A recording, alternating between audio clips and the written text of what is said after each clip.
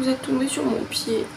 C'est bon. Aujourd'hui, story time. On va parler des 2-3 trucs qui me sont arrivés ici. Alors, je vais principalement raconter des trucs pas très marrants, mais il m'arrive des trucs de ouf vraiment tous les jours. Mais c'est sûr que c'est beaucoup plus croustillant, il y a beaucoup plus de thé. Quand on va parler de trucs qui font un peu mal au cul. On va commencer par la première anecdote. La première anecdote, c'est la fois où j'ai failli aller en prison. C'est vraiment vrai. Je vais tout vous raconter de A à Z. Je vous remets en situation. Donc, je venais d'avoir mon permis scooter ici. C'est-à-dire que j'ai juste conduit 20 minutes avec quelqu'un derrière moi qui m'a montré un peu comment tourner le guidon. Et après on a considéré que j'avais mon permis. La première semaine que j'ai conduit le scooter, je vous avoue que au niveau de l'équilibre c'était un peu chaud, mais ça allait franchement. Enfin, je me suis tout de suite très bien débrouillée. Je prends mon petit scooter, je sais même plus où est-ce que j'allais. Bref, et il faut savoir que ici, il y a énormément d'embouteillages, il y a énormément de trafic. La route elle est toujours bouchée, enfin c'est vraiment un carnage. Je vois au loin le feu qui est rouge, je me dis tout le monde fait ça, hein, tout le monde fait ça. C'est pas parce que tout le monde le fait qu'il faut le faire, comme ta mère dit toujours, c'est pas parce que ta copine elle va sauter du pont que tu dois sauter du pont. Mais une fois que le feu il est rouge et que tout le monde s'accumule au feu rouge, tout le monde double les voitures, tous les scooters doublent les voitures comme ça, pour vraiment être au premier rang de la ligne, pour que les scooters partent en premier et que les voitures soient derrière, parce que les voitures elles roulent à 2 à l'heure et nous les scooters on fonce comme des riders. Bah moi je fais ça aussi et je l'avais déjà fait mais 1 milliard de fois. Je suis un peu une zinzin. Dès qu'il y a un peu de trafic, je monte sur le trottoir, je slalom entre les voitures, je suis un danger public. Je slalom entre les voitures pour arriver tout devant, chose que j'arrive à faire, sauf que à l'avant-dernière voiture, malheureusement, petite perte d'équilibre et je raccroche son rétro. J'allais un peu vite, j'avoue, du coup j'ai pas eu le temps de voir s'il y a eu des dégâts ou quoi. Je me dis, dans ce genre de situation, le mieux à faire c'est d'ignorer. Sauf que la voiture derrière avait l'air pas très contente puisque je commence à entendre qu'elle fait ronronner le moteur et j'avais bien l'impression qu'elle voulait me rattraper en fait. Il y a deux trucs qui se passent dans ma tête, soit je reste ici et je me fais casser la gueule potentiellement, ou alors délit de fuite. Forcément j'ai choisi la deuxième option parce que je suis une gangster. Le feu est rouge. Mais vous savez ici d'habitude quand le feu est rouge, la majorité s'arrête ok mais il y a toujours quelques scooters qui passent quand même et c'est vraiment pas rare. Même moi je le fais hyper souvent honnêtement quand je vois qu'il y a personne à l'intersection, bah j'y vais quoi. Je veux dire tu saisis ta chance au bout d'un moment. Sauf que là personne passe. Je me dis mais c'est trop bizarre, pourquoi personne passe? Et je me suis vraiment fait la réflexion, je me suis vraiment dit pourquoi personne passe, c'est trop bizarre. Le feu est rouge, personne passe, c'est chelou. Et je me dis là il est question de ma survie donc moi je vais passer. Je suis la seule gogole qui passe au feu rouge. Tout le monde derrière moi me voit faire cette action. Je pense qu'à ce moment-là, tout le monde se dit mais qu'est-ce qu'elle fait cette tarée? 50 mètres plus loin, coup de sifflet, il y avait les flics.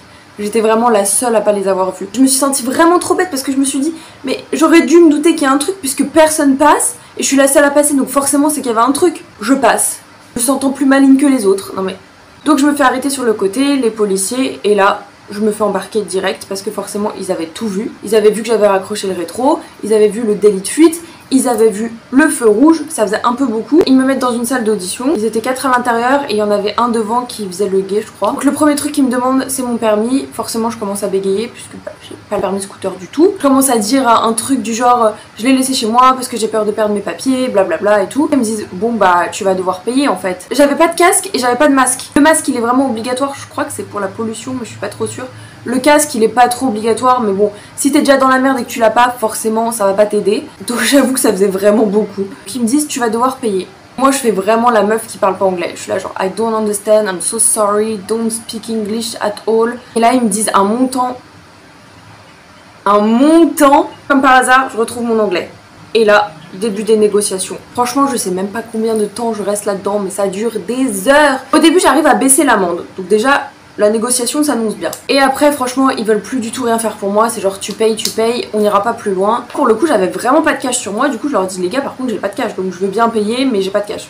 Je voulais pas du tout payer hein, mais bon. C'était encore une façon pour moi de perdre du temps. Et en fait à un moment donné, donc moi je continue à négocier. Et à un moment donné je suis en train de me dire mais en fait là ce qu'ils sont en train de faire c'est de la corruption. Parce qu'ils m'ont pas fait signer de papier, il y a rien qui a l'air d'être vraiment légal là-dedans. Je me dis on est tous les deux hors la loi. Donc ce sera à celui qui a le moins de temps à perdre. Perso j'avais vraiment tout mon temps. Je me dis bah on va laisser traîner le truc jusqu'à ce qu'ils en aient marre et qu'ils en peuvent plus de moi. À un moment donné ils me disent bon tu sais quoi, il y a un distributeur pas très loin, tu vas retirer, on t'attend et tu reviens. D'un coup, alors que je lâchais vraiment pas le morceau depuis 1 heure, d'un coup je suis là ah ouais bah carrément j'y vais, je retire tout ce que vous voulez et je reviens et je vous donne. Là ils se sont dit non la meuf elle essaie de nous foutre à l'envers. Eux aussi ils ont switché, ils ont dit non en fait non. Bref on continue à parler, ça dure vraiment trop longtemps, je pense qu'ils en pouvaient plus et qu'ils se sont vraiment dit là on va rien tirer d'elle, ça sert à rien qu'on continue. À la fin ils m'ont dit ok drive safe, franchement très sympa. Le pire là-dedans c'est que je ressors de là, je veux mettre mes écouteurs pour mettre ma musique, du coup je sors mon téléphone et en fait là je me dis waouh la luminosité elle est super basse, je pense que j'ai plus de batterie, va falloir que je me dépêche de rentrer parce que C'était vraiment au tout début que j'étais là, du coup je connaissais pas trop encore les routes, j'avais pas envie de me perdre. En fait non, je me rends juste compte que j'avais gardé mes lunettes de soleil tout le moment que j'étais là-bas. J'ai vraiment gardé mes lunettes de soleil pendant 1 heure alors que je me faisais auditionner par des policiers. J'en parle hyper légèrement et tout, mais il faut savoir que ici la police elle rigole vraiment pas. La peine de mort elle est toujours valable ici, je crois que même il y a la chaise électrique qui existe encore, enfin vraiment c'est une dinguerie, faut pas rigoler avec les policiers. Et je sais que j'ai vraiment eu de la chance et que j'ai bien réussi à parler avec eux.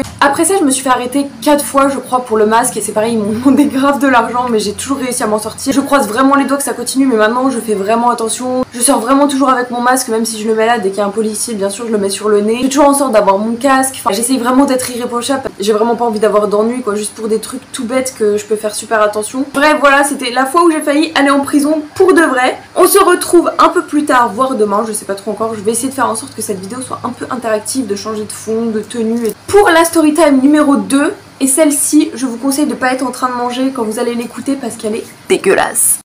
Storytime numéro 2, ok on y va. Alors comme d'habitude, remise dans le contexte, je vais expliquer 2-3 trucs. Comme je le répète assez souvent dans mes vidéos, je suis passionnée par la santé naturelle. Je suis en études de phytothérapie et j'ai été formée à la naturopathie. Ça va avoir toute son importance dans cette histoire. Il y a quelque chose que je fais en France, 1 fois par semaine, je prends des plantes pour me nettoyer. Donc je vous explique parce que c'est un peu particulier. 1 fois par semaine en fait je vais jeûner pendant 1 journée et le soir même je vais prendre des plantes pour que le lendemain matin j'aille aux toilettes assez régulièrement pour que je nettoie mon corps du jeûne que j'ai fait la veille. Voilà.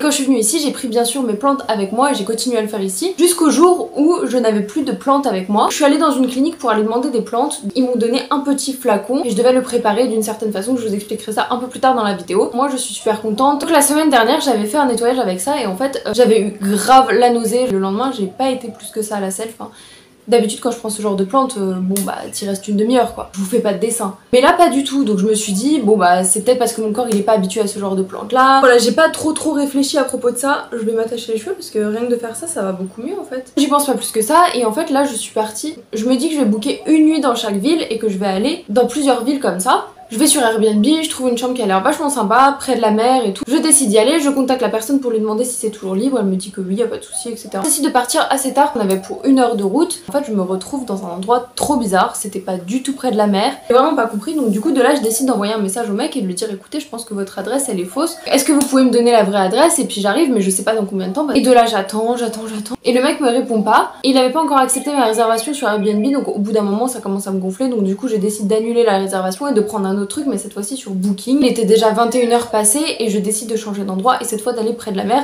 Donc j'en ai encore pour 1 heure de route et j'arrive enfin à ma destination, cette fois-ci sans encombre. Donc il était 22h, quelque chose comme ça. Je vois qu'à l'accueil il y a un petit panneau avec écrit si on n'est pas là, veuillez sonner la petite cloche. Et il y avait une petite cloche à côté. Bien évidemment il y avait personne. Donc moi je sonne la petite cloche une première fois, j'attends vraiment longtemps et à force que je sonne la petite cloche, il y a quelqu'un qui sort. Déjà faut que je vous explique, en fait ici les guest house, donc c'est les Airbnb et généralement c'est disposé toujours de la même façon. T'as la piscine au milieu et t'as plein de petites chambres, de petites cabanes, peu importe combien tu payes. Moi en l'occurrence c'était des petites cabanes ou des petites chambres, sauf que là il y avait qu'une seule personne qui avait réservé une chambre.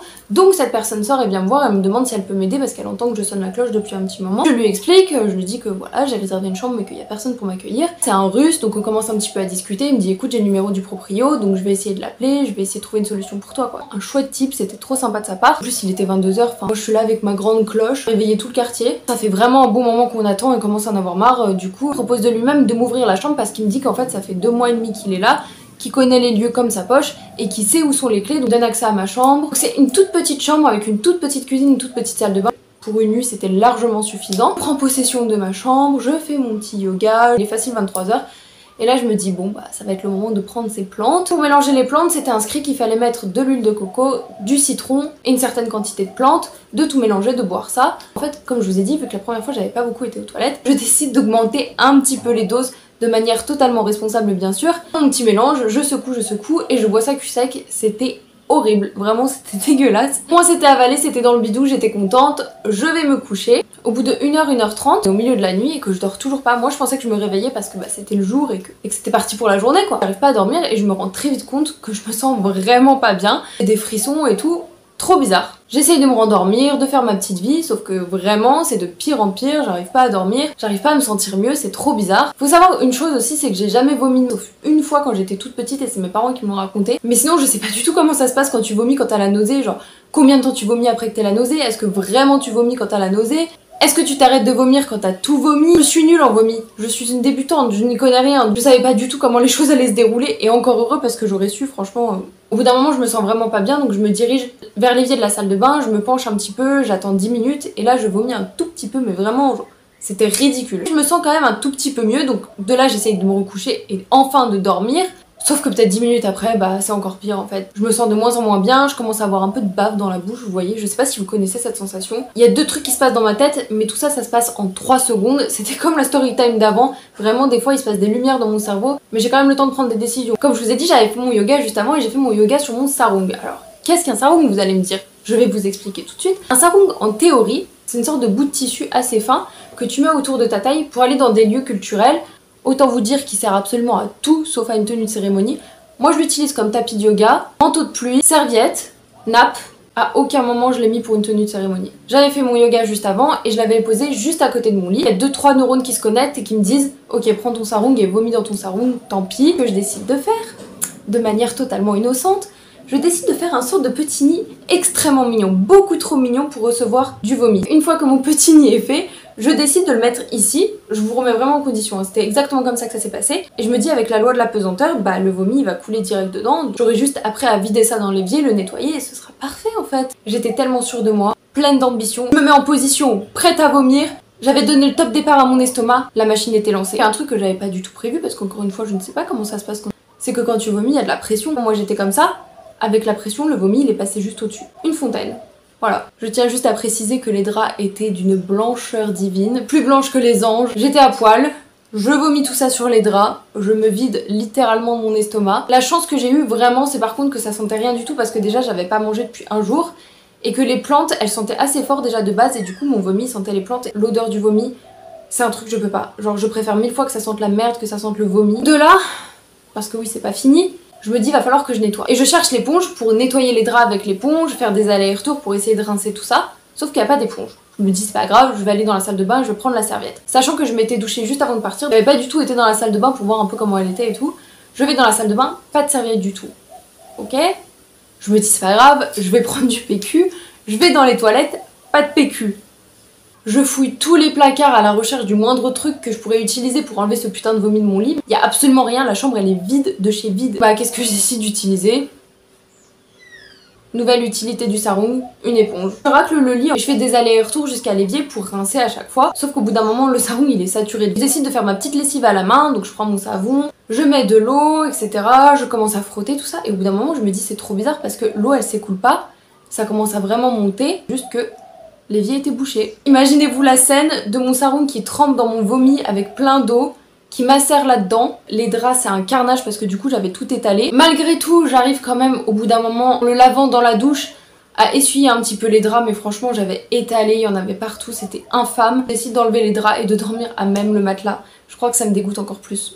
Au final, avec du recul, je pense que j'aurais préféré dormir dans mon vomi. J'avais aussi lavé mon sarung, j'ai gardé la pièce à conviction pour vous montrer quand même. Normalement, j'avais vu que les draps, ils avaient séché aussi, parce que je les avais lavés à la douche avec le sarung pour le coup. Au début, mon ambition, c'était d'appeler Booking, de faire une réclamation, de me faire rembourser, parce que je trouvais que c'était inadmissible que j'arrive, qu'il y ait personne. Mais au final, quand j'ai vu l'état de la chambre dans laquelle je l'ai laissé, je suis partie en petite souris, je voulais juste que personne me voie. J'ai même pas osé dire à la personne que l'évier il était bouché, mais en fait ce que j'espère vraiment c'est qu'ils pensent que les égouts seront montés par l'évier et que c'est pour ça que l'évier il était sale et qu'il était bouché. Et toute la journée j'ai pensé à la personne qui allait nettoyer l'évier et j'étais tellement mal, mais tellement mal je vous jure. Comme vous l'avez remarqué encore une fois avec la story time juste avant, moi la meilleure des choses que j'arrive à faire quand il m'arrive une galère c'est de juste faire semblant que rien ne se soit passé et de fuir.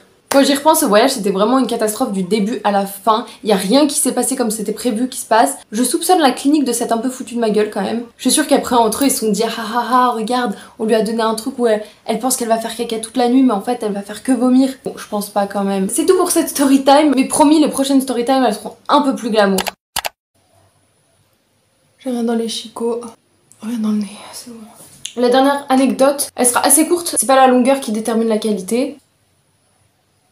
On va pas déroger à la règle. Comme d'habitude, on va faire une petite remise dans le contexte. Quand je suis arrivée à Bali, bah forcément je connaissais personne. Et quand tu connais personne, t'as plusieurs options. Et moi, l'option que je choisis, c'était Tinder. C'est vrai qu'au début, ça datait plutôt fort, on va pas se mentir. J'étais sur tous les fronts. Et c'est là que ma vie de clubeuse a démarré. Je me suis découvert vraiment une passion pour sortir le soir, le contexte est posé. Alors je datais plusieurs personnes à la fois, je sais pas si c'est super éthique de faire ça mais en fait je suis tellement nulle en date et c'était tellement la première fois de ma vie que je datais autant que je connais pas toutes les règles. J'ai fait vraiment à ma sauce, c'est-à-dire y a pas de règles, c'était vraiment un octogone en fait. Je datais le matin une personne, le midi une autre personne, le soir une autre personne. J'avais 3 dates réguliers, séparément bien sûr. Alors il y en a un, c'était un Indonésien, on va l'appeler Biscotte. Généralement Biscotte je le voyais le soir parce qu'en fait c'était trop un lover, il voulait trop me voir la journée mais genre faire des restos, des trucs comme ça et moi c'est juste, c'est pas possible, vraiment c'est pas possible. Déjà qu'il m'avait déjà écrit une chanson au bout de 2 jours qu'on s'était rencontrés parce que c'est un mec qui fait de la guitare et tout. Non. J'ai été un autre mec et lui on se voyait plutôt l'après-midi, lui on va l'appeler Beurre.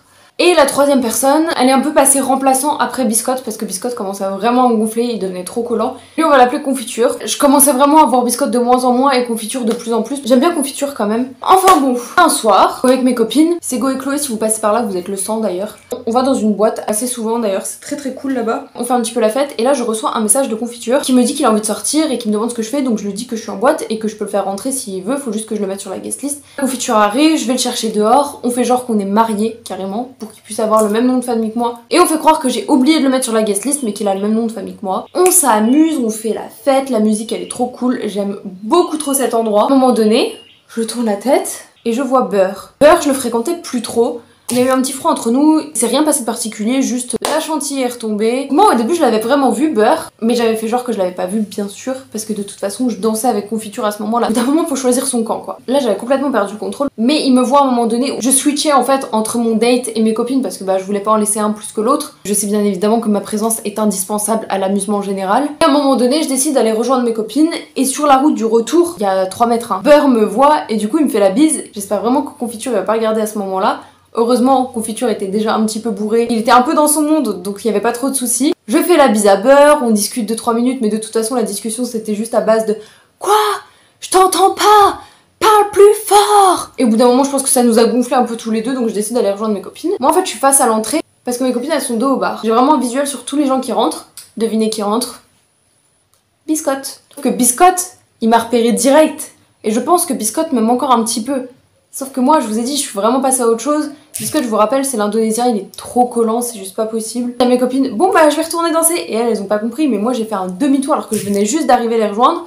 Sauf que Biscotte, vu qu'il m'avait vu, il m'a un peu couru après et il m'a rattrapé. Et là, il essaye de me galocher comme c'est pas permis. C'est vrai qu'à chaque fois qu'on se voyait, forcément on s'embrassait et tout. Donc moi je lui ai pas dit que j'étais passée à autre chose, juste je l'évitais en fait. À chaque fois qu'il me proposait quelque chose, je disais toujours non, là j'ai poterie à 16h, après j'ai jardinage à 18h et j'ai le dentiste à 20h.